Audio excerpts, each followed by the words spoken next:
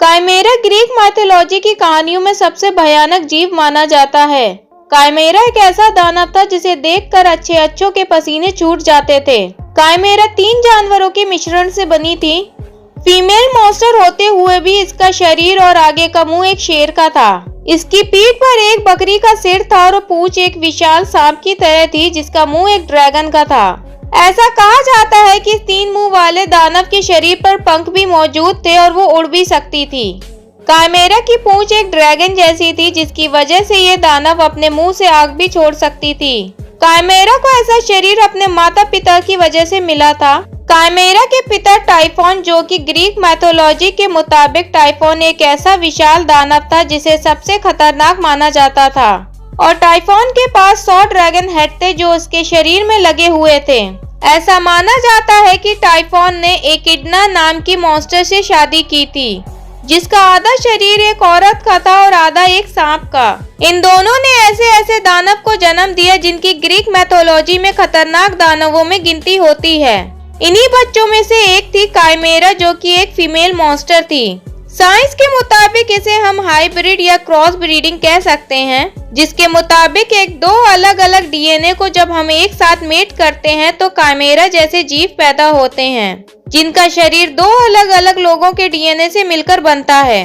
खैर, आगे बढ़ते हैं और जानते हैं काइमेरा के बारे में। ये माना जाता है कि काइमेरा की ज्यादातर शक्तियां उसको अपनी माँ एकिंडा से मिली थी और जैसे कि एकिंडा एक औरत और सांप का मिश्रण थी, जिसकी वजह से काइमेरा भी एक ऐसी दानव बनी जो 2 और 3 जानवरों की मिश्रण थी। काइमेरा को अपशगुन माना जाता था और कहा जाता था कि अगर कोई इंसान काइमेरा को सपनों में भी देख ले तो उसका मतलब होता कि कुछ बहुत बुरा घटने वाला है। ग्रीक मैथोलॉजी के मुताबिक काइमेरा के पिता टाइफॉन ने ज्यूस से उनकी जगह छीनने की कोशिश की थी और उन्हें हराना चाहा था, जिसके चलते दोनों के बीच महायुद्ध हुआ, लेकिन आखिर में टाइफॉन हार गया और ज्यूस ने उसे माउंट अटला के बीच में गाड़ दिया था। आज के समय में माउंट अटला इटली के ईस्ट कोस्ट पर मौजूद है। यह यूरोप का सबसे एक्टिव वोल्केनो भी है और इसी की वजह से कहा जाता है कि काइमेरा तभी दिखती है जब कोई वोल्केनो फटने वाला होता है। काइमेरा को एक निर्दयी दानव माना जाता है जो कि मासूम लोगों के घरों पर हमला करके उनकी जान लिया करती थी। इस दानव को आतंक का दूसरा नाम माना जाता है।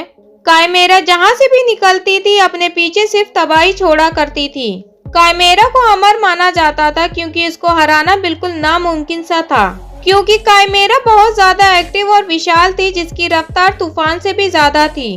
काइमेरा के पैने पंजों से वो किसी भी चीज या जीव को फाड़ने की ताकत रखती थी और उसे किसी तरह से घेर भी लिया गया तो वो ड्रैगन के पंखों की मदद से सबसे बचकर उड़ जाया करती थी। लेकिन काइमेरा अपना आतंक ज्यादा वक्त तक बरसा नहीं सकी।